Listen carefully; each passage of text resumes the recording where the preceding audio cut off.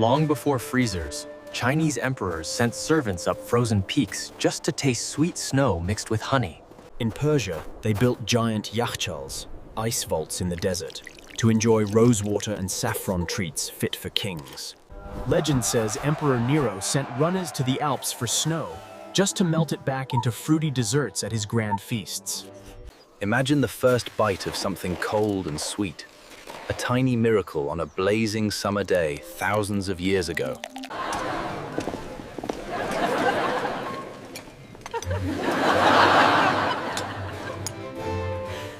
As traders carried spices and stories, the dream of frozen sweetness crossed deserts and oceans alike. Somewhere in history, someone wrote the first ice cream recipe. Snow, fruit, milk, and pure amazement. From emperors to farmers, people everywhere discovered the joy of turning cold air into happiness. There was a time when only the rich could taste the cold, and every spoonful tasted like victory. Long before machines, we chilled our dreams in the snow park and accidentally invented joy on a spoon. Some of the first ice creams were this simple: snow, milk, and fruit, turning an ordinary bowl into a tiny frozen miracle. In the middle of the desert, Persians built clever ice houses so royalty could cool off with sweet, frozen rosewater treats. In ancient China, cooks froze rice and milk with mountain snow, accidentally inventing a creamy ancestor of ice cream. Roman Emperor Nero loved showing off with snow desserts, sweet, icy proof that even power craves a cold treat. For centuries, tasting something frozen meant you had status. Ice wasn't just cold. Along the old trade routes, snow met spices crêblets, and every stop added a new flavor to the early story of ice cream. Somewhere in history, a kid took too big a bite of frozen dessert and, yeah, probably invented the first brain freeze. Every civilization had its own way of sweetening snow, and together they wrote the first chapter of ice cream's story.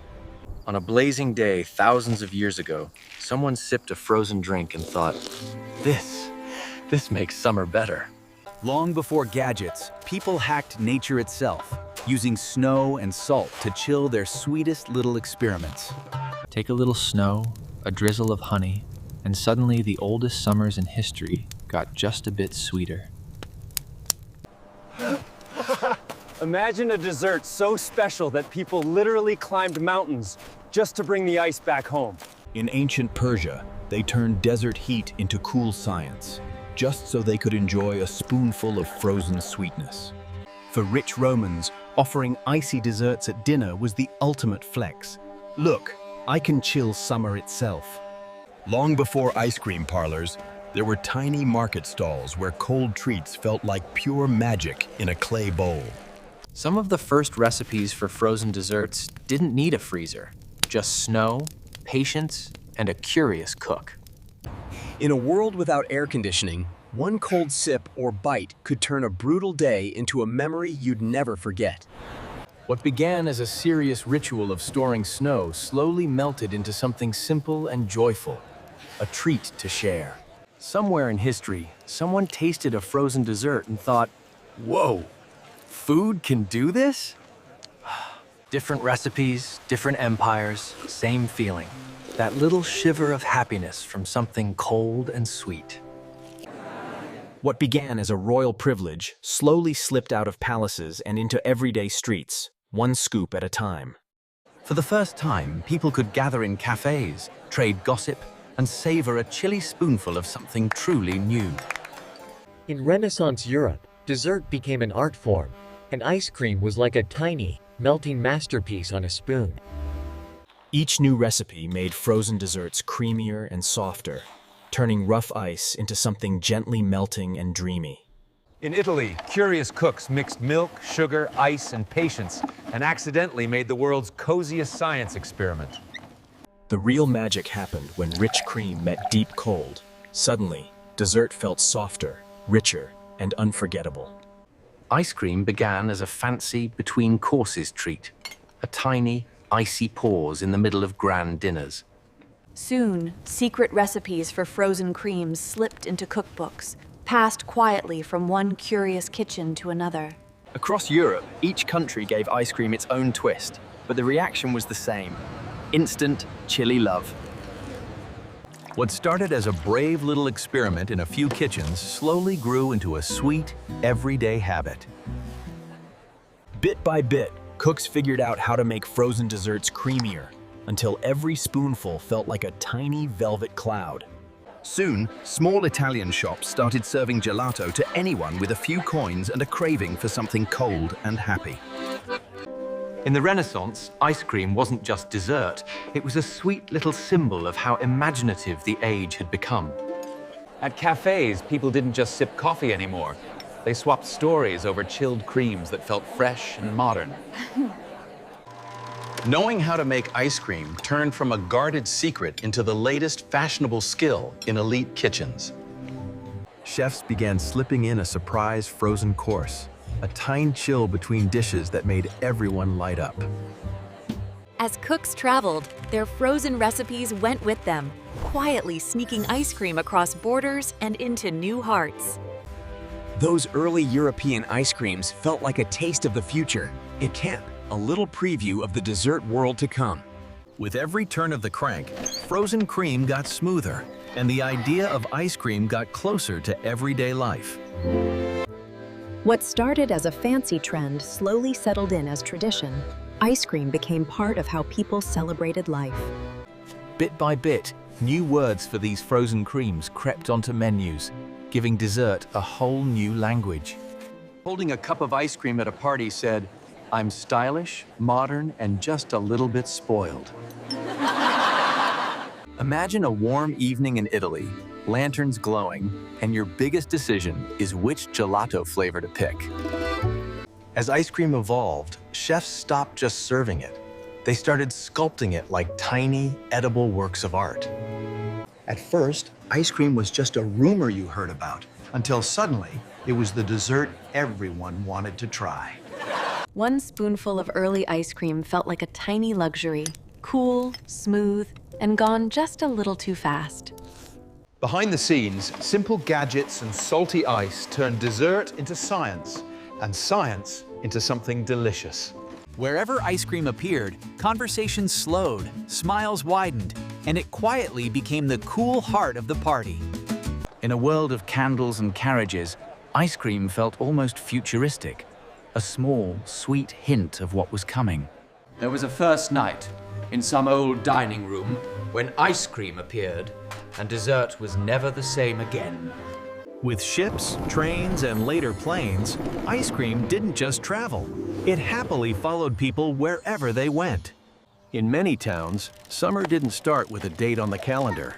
It started with the jingle of the ice cream cart.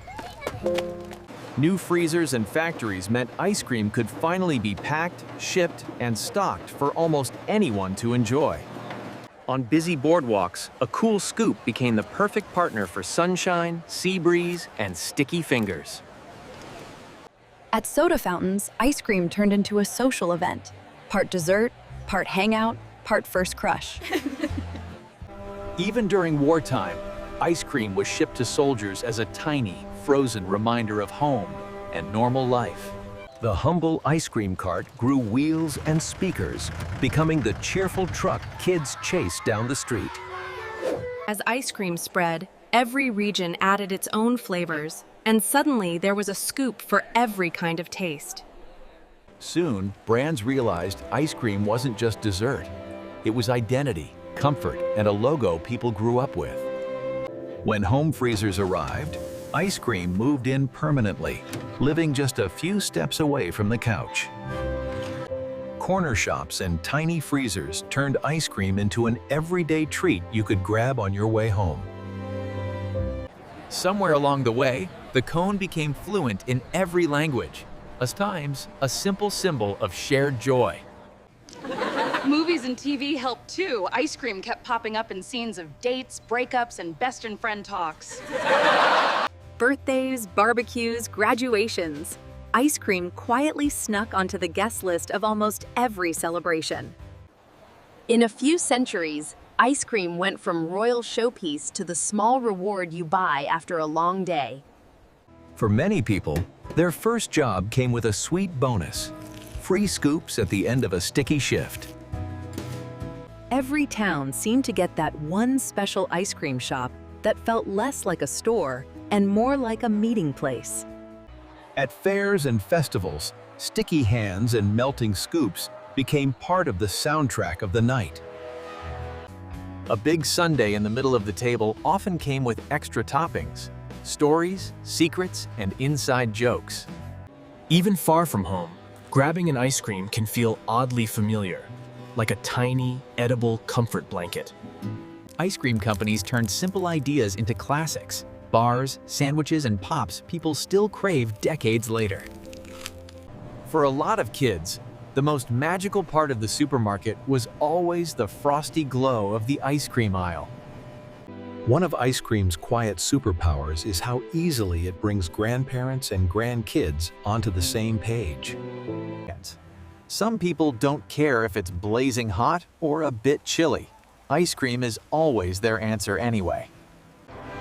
Late-night scoops often come with the best conversations, the ones that wander as slowly as you eat. Somehow, we figured out how to serve happiness in a cone and make it just portable enough to share. A single ice cream shop might carry flavors from half the planet, all melting together in one little bowl. For many people, one scoop is less about hunger and more about taking a tiny, tasty pause in a busy day. Sometimes the real flavor we're chasing isn't vanilla or chocolate. It's the taste of being a kid again. Step by step, scoop by scoop, ice cream quietly conquered the world just by making people a little happier. In the 21st century, chefs started using liquid nitrogen, turning ice cream into a smoky little science show. Now, half the fun is snapping a photo first, critics. Ice cream became both dessert and selfie-worthy star. From rolled ice cream to fluffy cloud toppings, modern shops turned each scoop into a tiny performance. Today, even without dairy, ice cream stays rich and cozy, local, just made with oats, nuts, or coconuts instead. Modern menus read like travel guides, letting you taste a little bit of the world in every scoop. Small artisan shops turned ice cream into a personality. It fits each spot with its own stories and signature flavors. Seasonal flavors come and go, but they stick in our memories like little time capsules you can taste. Online, sundaes got louder and taller, built to wow the camera and make you crave a late-night scoop. Even with lighter, better-for-you recipes, ice cream keeps its main job, making life feel a bit softer around the edges. In modern restaurants, ice cream sometimes arrives as art, almost too pretty to eat, almost.